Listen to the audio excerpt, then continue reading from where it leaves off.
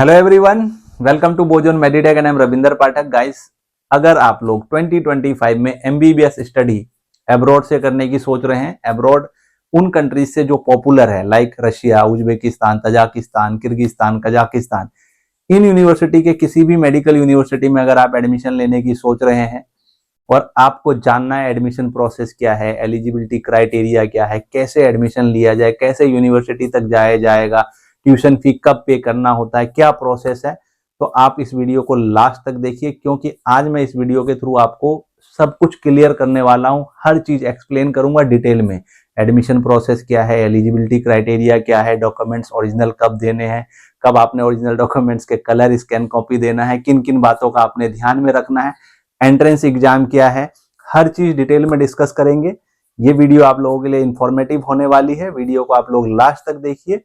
और अगर अभी तक आपने हमारे इस चैनल बोजोन मेडिटेक को सब्सक्राइब नहीं किया है तो प्लीज चैनल को सब्सक्राइब कर लीजिए, वीडियो को शेयर कीजिएगा और एडमिशन के लिए आप मुझे नीचे दिए गए नंबर पर डायरेक्ट कॉल कर सकते हैं। अगर हम बात करें admission process MBBS study abroad popular countries like Russia, Uzbekistan, Kazakhstan, Kyrgyzstan, Tajikistan, तो इन सभी कंट्री में एडमिशन प्रोसेस जब आप स्टार्ट करते हैं, आपने मान लीजिए कोई एक यूनिवर्सिटी सिलेक्ट किया, अब उस यूनिवर्सिटी में आपको एडमिशन लेना है, तो उसके लिए सबसे पहले आपको एक अपने लिए एडमिशन पार्टनर चूज करना होगा। एडमिशन पार्टनर का मतलब है कि एजुकेशनल कंसल्टेंट, जैसे कि आप हमें चूज कर सकते हैं। हमारे थ्रू आपका नॉमिनल प्रोसेसिंग फी और reasonable one time charge with transparency admission process complete होता है। तो मान लीजिए कि आपने हमें चूज किया या फिर आपने किसी और कंसल्टेंट को चूज किया, तो सबसे पहले इन सभी कंट्री में जिनका मैंने आपको बताया पॉपुलर कंट्री, मैं दोबारा रिपीट कर देता हूं, Uzbekistan, Tajikistan, Kyrgyzstan, Kazakhstan, Russia, इन सभी कंट्री में जो एक प्रोसेस है एडमिशन का वो सेम है, रजिस्ट्रेशन प्रोसेस। रजिस्ट्रेशन प्रोसेस क्या होता है? रजिस्ट्रेशन प्रोसेस होता है कि आपने यूनिवर्सिटी में रजिस्ट्रेशन कराना है और उसके बदले आपको जब रजिस्ट्रेशन प्रोसेस कंप्लीट होता है तो आपका एडमिशन लेटर आता है। इट मींस कि आपका प्रोविजनल एडमिशन लेटर आपको मिल गया। अब प्रोविजनल एडमिशन लेटर के लिए जो आपको डॉक्यूमेंट्स देने हैं, जो आपने चार्जेस देने हैं, उसको समझ लीजिए। डॉक्यूमेंट्स सबसे पहले आपने 10th और 12th की मार्कशीट की कलर स्कैन कॉपी, पासपोर्ट का फर्स्ट और लास्ट पेज का कलर स्कैन कॉपी, और अगर नीट स्कोर कार्ड है प्रीवियस ईयर का, ऐसे समझिए कि 2025 में आप जा रहे हैं, 2024 में भी आपने नीट का एग्जाम दिया है, तो वो नीट स्कोर कार्ड आपका 2025 के लिए भी वैलिड है। और इसके अलावा आपने फोटोग्राफ भी कुछ यूनिवर्सिटी मांगती है, तो ये वो डॉक्यूमेंट्स हैं जिनके ओरिजिनल के आपने सिर्फ कलर स्कैन कॉपी देना है और कलर स्कैन कॉपी पे ही आपका प्रोविजनल एडमिशन लेटर आपको मिल जाता है। अब अगर हम चार्जेस की बात करें तो चार्जेस किसी भी यूनिवर्सिटी में रजिस्ट्रेशन के लिए 10,000 से 20,000 तक हो सकता है, डिपेंड करता है ये कंसल्टेंट टू कंसल्टेंट। तो ये आप एक बार कंपेयर कर सकते हैं डिफरेंट डिफरेंट कंसल्टेंसी से बात करके कि किसके क्या चार्जेस हैं। एक बार आपका प्रोविजनल एडमिशन लेटर आ गया, इट मींस कि आपकी सीट वहां पे अभी प्रोविजनल एडमिशन लेटर आने के बाद बुक हो गई है, लेकिन आगे के भी जो आपको एलिजिबिलिटी है उसको कंप्लीट करना है, उनको मीट करना है। अभी हम आगे हर यूनिवर्सिटी के क्या एलिजिबिलिटी क्राइटेरिया है, एंट्रेंस एग्जाम है, बाकी चीजें हैं, मैं डिटेल में एक्सप्लेन करूंगा। सबसे पहले कुछ चीजें जो मैं आपको बता दूं जो आपने ध्यान रखना है। ध्यान क्या रखना है? प्रोविजनल एडमिशन लेटर और रजिस्ट्रेशन के लिए आपने अपने ओरिजिनल डॉक्यूमेंट्स किसी भी कंसल्टेंट को नहीं देना है। ओरिजिनल डॉक्यूमेंट्स की रिक्वायरमेंट पड़ती है वीजा प्रोसेस के टाइम पे, और वीजा प्रोसेस और प्रोविजनल एडमिशन लेटर आने के बिटवीन कुछ और प्रोसेस होता है यूनिवर्सिटी के साथ जो आपने कंप्लीट करना होता है, लाइक एंट्रेंस एग्जाम है या फर्स्ट सेमेस्टर की ट्यूशन फी पे करना है। ये किस कंट्री में क्या है मैं सेपरेटली आपको आगे बताऊंगा। सबसे पहले आप ये समझ लीजिए कि ओरिजिनल डॉक्यूमेंट्स आपको इन सभी कंट्री में, अगर किसी भी एक कंट्री में जा रहे हैं तो ओरिजिनल डॉक्यूमेंट्स तब तक नहीं देना है जब तक आपका इन्विटेशन लेटर नहीं मिल जाता है आपको, क्योंकि अगर एक बार आपने ओरिजिनल डॉक्यूमेंट्स दे दिए तो हो सकता है कि अगर आपने एडमिशन प्रोसेस का आइडिया ड्रॉप करने के सोचा, या फिर आपने यूनिवर्सिटी या कंट्री चेंज करने की सोची, या फिर आपको कंसल्टेंट समझ में नहीं आ रहा है, तो आपको ओरिजिनल डॉक्यूमेंट्स वापस लेने के लिए काफी सफर करना पड़ सकता है, प्रॉब्लम क्रिएट होती है, बीच में आपसे एक्स्ट्रा चार्जेस मांगे जाते हैं। तो आप पहले ही इन चीजों को अवॉइड करें सो दैट आपका जो एडमिशन प्रोसेस हो काफी आसानी से कंप्लीट हो जाए किसी भी कंसल्टेंट के साथ। आप चाहते हैं आसानी से और रीजनेबल चार्ज में हो तो आप हमारे थ्रू ले सकते हैं। हमारे थ्रू हर साल अब्रॉड बहुत बच्चे जाते हैं और अभी तक सभी बच्चे सेटिस्फाई है हमारी सर्विस से। अब हम बात करते हैं बाकी कंट्री में सेपरेटली, लाइक इनविटेशन या कहीं टेलेक्स आ रहा है, एंट्रेंस का, सारी चीजें। सबसे पहले मैं आपको बताता हूँ रशिया के बारे में।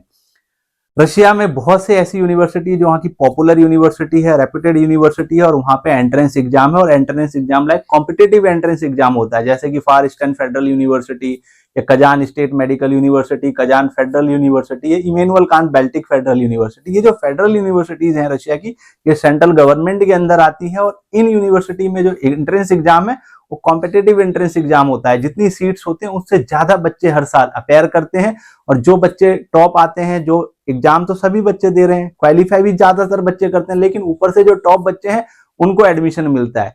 तो मैं यहाँ सजेस्ट करना चाहूंगा कि इन यूनिवर्सिटीज के लिए आप टाइम रहते ही रजिस्ट्रेशन प्रोसेस भी स्टार्ट कर लीजिए। कई बार होता है first come first serve basis पे आपको सीट मिलती है, तो ये चीजें ध्यान रखें। इसके अलावा बाकी यूनिवर्सिटीज का एंट्रेंस एग्जाम फॉर्मेलिटी है, और फॉर्मेलिटी कब तक है? तब तक जब तक उस यूनिवर्सिटी में मान लीजिए कि 300 सीट्स है और बच्चे भी 300 ही हैं, मतलब एप्लीकेंट 300 ही है या उससे कम है, तो एग्जाम फॉर्मेलिटी है। लेकिन अगर सीट से ज्यादा बच्चों ने अप्लाई कर दिया, मान लीजिए 300 सीट्स है और हजार हजार बच्चे कई बार अप्लाई करते हैं, बहुत सी ऐसी यूनिवर्सिटी जो लो बजट की यूनिवर्सिटी होती है, क्योंकि ज्यादातर बच्चे चाहते हैं कि उनको लो बजट यूनिवर्सिटी मिले, क्योंकि आप जानते हैं बहुत से ऐसे बच्चे जिनका बजट बहुत ज्यादा नहीं होता, तो अपने बजट के अकॉर्डिंग यूनिवर्सिटी चाहते हैं।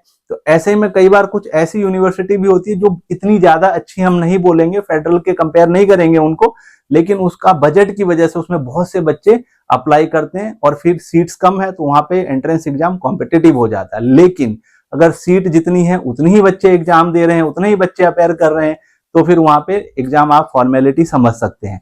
तो ये हो गई रशिया के एंट्रेंस एग्जाम के बारे में। अब हम बात करते हैं इनविटेशन लेटर कब मिलेगा। अब आपने एंट्रेंस एग्जाम क्लियर कर लिया, अब आपको कुछ यूनिवर्सिटी बोलेगी कि फर्स्ट सेमेस्टर की ट्यूशन फी आप पे कर दीजिए। ट्यूशन फी पे करने में आपका एडमिशन पार्टनर, जो आपका कंसल्टेंट है, एजुकेशनल कंसल्टेंट लाइक हम, आपकी हेल्प करते हैं। आपका ट्यूशन फी यूनिवर्सिटी के अकाउंट में चला गया।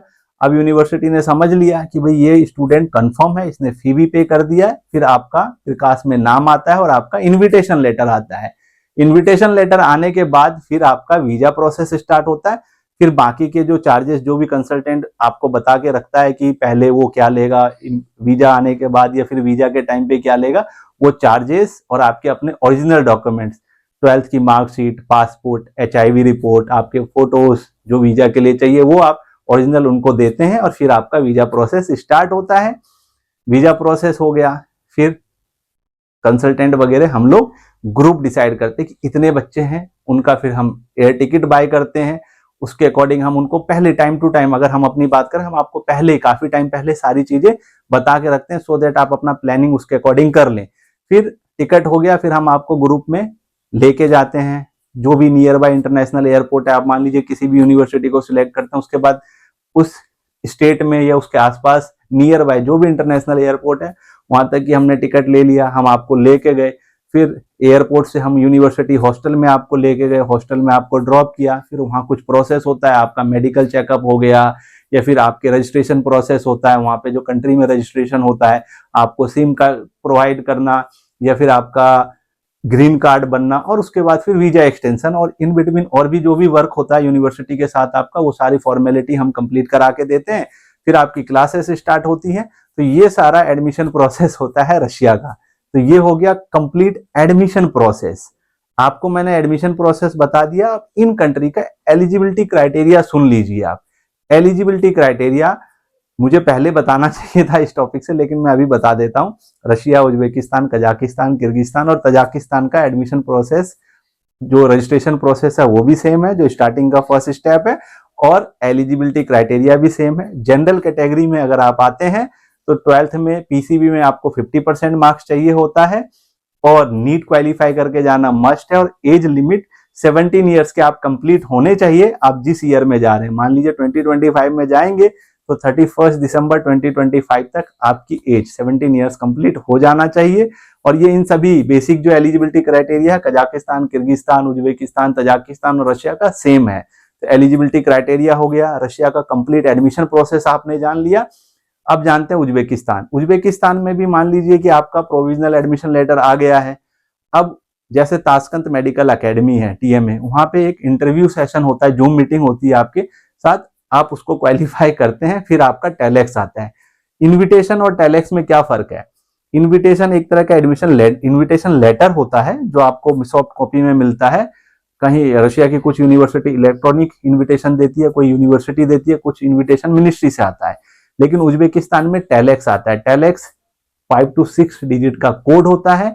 जब आपकी यूनिवर्सिटी में आपने मान लीजिए आपका प्रोविजनल एडमिशन लेटर आ गया, ताशकंद मेडिकल एकेडमी का जूम मीटिंग है, उसको आपने क्वालिफाई कर लिया, कुछ क्वेश्चन आंसर्स होते हैं डीन के साथ, वो चीजें हो गई क्लियर। उसके बाद अब यूनिवर्सिटी ने आपको सिलेक्ट कर दिया और बाकी मान लीजिए Samarkand state medical university, Andijan state medical institute है, Fergana institute of medical health है, ये जितनी भी यूनिवर्सिटी है और भी जो पॉपुलर यूनिवर्सिटी इंस्टीट्यूट अकेडमी है, कॉलेजेस हैं उज्बेकिस्तान की, उसमें आपने एडमिशन लेटर पहले ले लिया और टीएमए का एग्जाम दे दिया। सिर्फ टीएमए में एग्जाम देना होता है इंडिया से जो मीटिंग होती है। मैं बार बार रिपीट कर रहा हूँ ताकि आपको पता रहे। अब आपका वहां से टेलेक्स अप्लाई करेगी यूनिवर्सिटी, और यूनिवर्सिटी टेलेक्स अप्लाई करने से पहले आपकी एक सेमेस्टर की ट्यूशन फीस मांगती है, जो कि आपको यूनिवर्सिटी के अकाउंट में पे करना होता है। और इन सब वर्क में हम आपकी हेल्प करते हैं, या फिर जो भी कंसल्टेंट एडमिशन पार्टनर है आपका, वो आपकी हेल्प करता है। आपने ट्यूशन फी पे कर दिया, अब आपका टेलेक्स अप्लाई कर देगी यूनिवर्सिटी, बिकॉज यूनिवर्सिटी को पता है कि आपका ट्यूशन फी आ गया, इसका मतलब है आप कंफर्म एडमिशन हो। टेलेक्स मिनिस्ट्री से अप्लाई होता है और 5 to 6 डिजिट का जो कोड बताया मैंने वो कोड होता है, और उज्बेकिस्तान एम्बेसी इन इंडिया की वेबसाइट पे वो शो होता है। इट मीन्स कि आपका टेलेक्स आ गया। फिर आपका वीजा प्रोसेस स्टार्ट होता है, और वीजा प्रोसेस के लिए आपको 12th की मार्कशीट, पासपोर्ट साइज फोटो और ओरिजिनल पासपोर्ट देना होता है अपने एडमिशन पार्टनर कंसल्टेंट को, और वो आपका वीजा प्रोसेस कंप्लीट करा के देता है।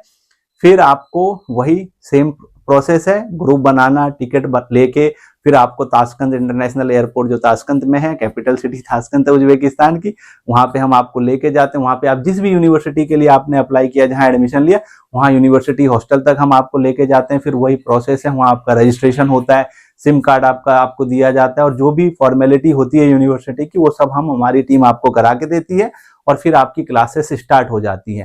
तो ये सारा एडमिशन प्रोसेस हो गया रशिया का, उज्बेकिस्तान का। अब अगर हम बात करें किर्गिस्तान, कजाकिस्तान और तजाकिस्तान, इन तीनों ही कंट्री के मेडिकल यूनिवर्सिटीज की जो एडमिशन प्रोसेस है ऑलमोस्ट सिमिलर है। लाइक पहले रजिस्ट्रेशन, वो तो इन पांचों का सेम है। इनविटेशन आता है, यहाँ पे एंट्रेंस एग्जाम नहीं है आपका डायरेक्ट एडमिशन होता है। किसी भी यूनिवर्सिटी में आप पहले अप्लाई करते हैं, जहां आपको प्रोविजनल एडमिशन लेटर आता है, देन फिर आप कंफर्म एडमिशन है तो आपका इनविटेशन अप्लाई किया जाएगा, इनविटेशन आएगा, फिर ओरिजिनल डॉक्यूमेंट्स दिए जाएंगे आपसे, फिर आपका वीजा प्रोसेस कंप्लीट किया जाएगा, और फिर आपको यूनिवर्सिटी हॉस्टल तक लेके जाया जाएगा। वहाँ के जो यूनिवर्सिटी के साथ आपकी फॉर्मेलिटी होनी है, बायोमेट्रिक है या फिर रजिस्ट्रेशन है, सिम कार्ड है, वीजा एक्सटेंशन, ये सारे वर्क आपको करा के दिए जाते हैं हमारे थ्रू, और फिर आपकी वहाँ पे स्टडी जर्नी स्टार्ट होती है। अब इन सब चीजों के बीच एक चीज जरूर याद रखें कि कंट्री का जो वीजा मिलता है वो डिफरेंट कंट्री का टाइम लिमिट है। लाइक रशिया में आपको 90 डेज का वीजा मिलता है, कजाकिस्तान, किर्गिस्तान, तजाकिस्तान में भी आपको 90 डेज का वीजा मिलता है, और उस वीजा को फिर आप 1 साल के लिए एक्सटेंड करते हैं वहां जाने के बाद, जो भी फॉर्मेलिटी है उसको कंप्लीट करने के बाद। उज्बेकिस्तान में आपको वीजा 90 डेज, 180 डेज या फिर पूरे 1 साल के लिए दिया जाता है। डबल एंट्री या मल्टीपल एंट्री हो सकता है, डिपेंड करता है कि यूनिवर्सिटी कौन सा टेलेक्स आपके लिए अप्लाई कर रही है। तो ये उन पांचों कंट्री की admission process, complete admission process मैंने आपको बताया। Uzbekistan, Kyrgyzstan, Kazakhstan, Tajikistan, Russia. अगर आपको कुछ भी डाउट है एडमिशन प्रोसेस को लेके, तो आप नीचे दिए नंबर पर डायरेक्ट कॉल करके मुझसे जान सकते हैं। एडमिशन प्रोसेस हो गया, एलिजिबिलिटी क्राइटेरिया हो गई। अब हम बात करते हैं इन किसी भी कंट्री में अगर आप जा रहे हैं तो स्टार्टिंग में तो सब चीजें मान लीजिए ठीक है, कंसल्टेंट आपको सब कुछ बता रहा है, लेकिन कुछ जो चीजें आपसे छुपाई भी जाती है। मेरा मानना है कि यहाँ जो भी स्टूडेंट हमारे जैसे कंसल्टेंट के थ्रू एडमिशन ले रहा है, या आप हमें सिलेक्ट कर रहे हैं एडमिशन के लिए, तो हम पे ट्रस्ट करके हमारे पास आते हैं कि हम आपको सारी चीजें बिल्कुल ट्रांसपेरेंसी के साथ बताएं। मैं तो डेफिनेटली बताता ही हूँ, बिकॉज जितनी भी चीजें मुझे पता है मैं चाहता हूँ कि आपको पता होना चाहिए, और डिसीजन हमेशा आप ले, हमारा सजेशन होता है। और बाकी कंसल्टेंट से भी एक्सपेक्टेशन आपकी रहती है कि वो आपको सारी चीजें ट्रांसपेरेंसी के साथ बताए, सो दैट आपको रिग्रेट ना हो आपके इस डिसीजन को लेके, एमबीबीएस स्टडी अब्रॉड करने का जो आपका डिसीजन है। तो गाइस, ये सारी बातें हो गई, एलिजिबिलिटी क्राइटेरिया, एडमिशन प्रोसेस, आप यूनिवर्सिटी तक पहुंच गए, ये सारी चीजें तो ठीक है। इससे पहले बहुत सारी और भी बातें होती है जो आपके मन में होता है कि सर एक्सपेंसेस क्या क्या होते हैं, बजट कैसे कैलकुलेट करें, फर्स्ट ईयर में क्या क्या खर्चे होते हैं। फर्स्ट ईयर का जो बजट मैं आपको एक्सप्लेन कर देता हूँ, फर्स्ट ईयर का जो भी टोटल आपका कॉस्ट बैठता है वो मैं एक्सप्लेन कर देता हूँ। एक तो यूनिवर्सिटी के चार्जेस होते हैं, एक आपका अपना चार्जेस होता है, एक कंसल्टेंट का चार्ज होता है। फर्स्ट ईयर में 3 तरह के चार्जेस होते हैं आपके। यूनिवर्सिटी में आपका ट्यूशन फीस हो गया, हॉस्टल हो गया, medical insurance, visa extension, green card या वीजा कंट्री में रजिस्ट्रेशन होता है, या सिम कार्ड के लिए आप रजिस्ट्रेशन कराते हैं, ये जो भी खर्चे हैं ये यूनिवर्सिटी का पार्ट होता है। सेकंड पार्ट होता है आपके कंसल्टेंट का, कंसल्टेंसी चार्ज, या कंसल्टेंट को आप एक वन टाइम चार्ज पे करते हैं जिसके बदले आपको वहां उस कंट्री में जाके सर्विस प्रोवाइड करता है। या कुछ यूनिवर्सिटी के चार्जेस होते हैं उसमें, लाइक आपका रजिस्ट्रेशन हो गया, सिम कार्ड हो गया, इमिग्रेशन क्लियरेंस हो गया, एयरपोर्ट ट्रांसफर हो गया, और भी कई खर्चे होते हैं छोटे छोटे। इसके अलावा कंसल्टेंसी चार्ज हो गया। कंसल्टेंसी चार्ज हमारी सर्विस चार्ज होगी जिसमें हम आपको सर्विस प्रोवाइड करते हैं, लाइक आपका वीजा करवा के दिया, आपके डॉक्यूमेंट्स अपोस्टाइल करा के दिया, आपका एडमिशन लेटर आ गया, और एक हमारी जो हम आपको सर्विस दे रहे हैं उसके चार्जेस होते हैं। तो इस तरह के फर्स्ट ईयर में as compare to second year, first year में आपके चार्जेस ज्यादा होते हैं। अगर आपने कोई यूनिवर्सिटी अभी तक सिलेक्ट कर लिया है, या फिर आपका एक बजट है, उस बजट में कोई यूनिवर्सिटी सर्च करना चाह रहे हैं आप, अगर आप उसमें आप हमारी हेल्प चाहते हैं, हमें एज ए एडमिशन पार्टनर आप सिलेक्ट करना चाहते हैं, तो आप नीचे दिए गए नंबर पर मुझे डायरेक्ट कॉल कर सकते हैं। आपका जो भी बजट है वो बजट आप हमें बताते हैं, उस बजट में जो भी एक अच्छी यूनिवर्सिटी होती है हम आपको वो सजेस्ट करके देते हैं कि आपके बजट के अकॉर्डिंग ये यूनिवर्सिटी अच्छी है, आप यहाँ जा सकते हैं। ये सारी चीजें हो गई। और अब अगर हम बजट की बात करें, एमबीबीएस स्टडी अब्रोड का बजट कितना होना चाहिए, देखिए गाइस, जैसे कि मैंने आपको बोला, एक यूनिवर्सिटी का पार्ट होता है, एक आपका पर्सनल पार्ट होता है। 6 ईयर आप रह रहे हैं, फूड है, आपका पॉकेट मनी है, आपके पर्सनल एक्सपेंसेज है, एवरी ईयर आप इंडिया आ जा रहे हैं तो एयर फेयर भी है, तो आप सारा कैलकुलेट करेंगे तो रशिया की अगर हम बात करें तो मिनिमम आपका 28 से 30 लाख का बजट है वहां किसी मेडिकल यूनिवर्सिटी का, और मैक्सिमम 40, 45, 50 तक जाता है। उज्बेकिस्तान में 32 से 35 लाख का बजट जाता है अगर आप हॉस्टल में ही रह रहे हैं। और तजाकिस्तान या किर्गिस्तान, कजाकिस्तान का भी सेम बजट है। बजट डिपेंड करता है कॉलेज टू कॉलेज, और बजट इस बात पे भी डिपेंड करता है कि आप हॉस्टल में रह रहे हैं या बाहर फ्लैट या अपार्टमेंट ले रहे हैं। क्योंकि अगर हॉस्टल में आप रहते हैं तो उज्बेकिस्तान में देखिए 500, 600, 700 डॉलर तक आप यूनिवर्सिटी के हॉस्टल का चार्ज ईयरली पे करते हैं। बाहर रहते फ्लैट अपार्टमेंट में तो 500-600 डॉलर आपका मंथली हो सकता है। अगर 2-3 बच्चे मिलके भी आप लोग रहते हैं फिर भी बहुत ज्यादा हो जाता है। सेम रशिया का है, रशिया में अगर आप गवर्नमेंट हॉस्टल में रह रहे हैं तो 12 से 15 हजार रूबल या मैक्सिमम 30-35 हजार रूबल किसी यूनिवर्सिटी के हॉस्टल के चार्जेस हैं। अगर आप अपार्टमेंट या फ्लैट में रहते हैं तो डॉलर 300, 400, 500 डॉलर कुछ भी हो सकता है, डिपेंड करता है फ्लैट टू फ्लैट या किस लोकेशन पे आपने फ्लैट या अपार्टमेंट भी लिया। ये और भी खर्चे होते हैं, बहुत सारी चीजें होती है। डिटेल में जानने के लिए आप हमें कॉल कर सकते हैं, हमारे ऑफिस विजिट कर सकते हैं। इसलिए आपको मैंने पहले सजेस्ट किया कि बिना कंसल्टेंट के, बिना एडमिशन पार्टनर के आप एडमिशन प्रोसेस नहीं स्टार्ट कर सकते। कुछ बच्चे करते भी हैं कि चलिए थोड़ा बहुत उनका पैसा सेव हो जाएगा अगर वो डायरेक्ट किसी यूनिवर्सिटी में एडमिशन ले रहे हैं, किसी कंसल्टेंट के थ्रू नहीं जा रहे, लेकिन बाद में कहीं ना कहीं उनका पैसा वहां लगता है, बिकॉज पता नहीं है, नई जगह है, सारी चीजें खुद से करनी पड़ रही है, तो डेफिनेटली 1 के 2 लगते ही हैं। तो ये सारी चीजें हो गई। इनके अलावा जो अब मेन बात है गाइस, जैसे कि मैंने आपको बताया कि एज ए स्टूडेंट आप लोग हम सिलेक्ट करते हैं एडमिशन पार्टनर, और आप लोगों की एक्सपेक्टेशन होती है कि हमसे आपको सारी चीजें क्रिस्टल क्लियर पता लगे। तो अगर आप हमें बोजोन मेडिटेक को सिलेक्ट कर रहे हैं तो जितना हमें पता है हम वो आप एज इट ही आपको डिलीवर करके देते हैं, सब कुछ बता के देते हैं। लेकिन मान लीजिए बाकी कंसल्टेंट है जो कुछ चीजें नहीं बता रहे हैं, आप पूछना भूल गए, बहुत सारी चीजें होती हैं, इसलिए मैं आपको कॉमन प्रॉब्लम्स भी बता देता हूँ। एमबीबीएस स्टडी अब्रॉड के जो कॉमन प्रॉब्लम्स होते हैं, लाइक वहाँ का वेदर, वहाँ के वेदर मान लीजिए बहुत ज्यादा कोल्ड है, या फिर वहाँ फूड आपका घर जैसा नहीं मिल रहा है, सेल्फ कुकिंग करनी पड़ रही है, फिर आप वेजिटेरियन है, आप वेजिटेरियन बच्चे हैं, आपके साथ मान लीजिए जो रूम शेयर कर रहा है आपका रूममेट है वो नॉन वेज खाता है तो वो नॉन वेज बनाएगा, या मैस में वेज और नॉन वेज दोनों बनता है। इन कंट्रीज में जहाँ वेज मिलता है वहाँ नॉन वेज भी मिलता है। विंटर्स वगैरह में आप देखेंगे तो वेजिटेबल्स वगैरह बहुत एक्सपेंसिव हो जाती है, मिलना कम हो जाता है, तो नॉन वेज वाले बच्चे तो अपना काम चला लेते हैं, बिकॉज वहाँ नॉन वेज इतना ज्यादा एक्सपेंसिव नहीं होता, तो वो पूरा विंटर सोचते हैं कि नॉनवेज ही खा लो। लेकिन वेजिटेरियंस बच्चों के लिए थोड़ी दिक्कत होती है। इसके अलावा रूममेट्स, आपसे अधिक बच्चे रह रहे हैं रूम में, मान लिया 3 सीटर 4 सीटर रूम है, तो हर बच्चे का एक अपना माइंडसेट होता है, वो अपने हिसाब से उसकी लाइफ स्टाइल होती है। तो ये सारी छोटी छोटी दिक्कतें हैं जो आपको पहले से सोच के जाना है और जाके वहां पे, सो दैट आप इजिली एडजस्ट हो जाए, आपको कोई भी प्रॉब्लम ना हो, मेंटली प्रिपेयर हो जाए पहले से ही कि वहां जाना है। जाने से पहले सेल्फ कुकिंग आप करना सीख ले, बिकॉज मान लीजिए मैस, इंडियन मैस है, मैस में आप खाना खा रहे हैं, किसी दिन मैस में कुक नहीं आया, कुक की तबीयत खराब हो गई है, मैस की छुट्टी है, तो उस दिन आपको खुद से बनाना पड़ रहा है। और भी कई चीजें हैं, हो सकता है अभी इस वीडियो के थ्रू मैं आपको नहीं बता पा रहा हूँ, मैं भी भूल गया हूँ, या फिर अभी होता ना कि मैं वीडियो में बता रहा हूँ आपको लेकिन मुझे खुद याद ना आ रहा हूँ। तो सेपरेटली आप कॉल करके हमारी कंसल्टेंसी लेके आप सारी चीजें जान सकते हैं और अपना एडमिशन प्रोसेस स्टार्ट हमारे थ्रू कर सकते हैं। तो आई होप गाइस ये वीडियो आप लोगों के लिए इंफॉर्मेटिव हो। वीडियो को शेयर कीजिए, चैनल को सब्सक्राइब करें। Thank you for watching.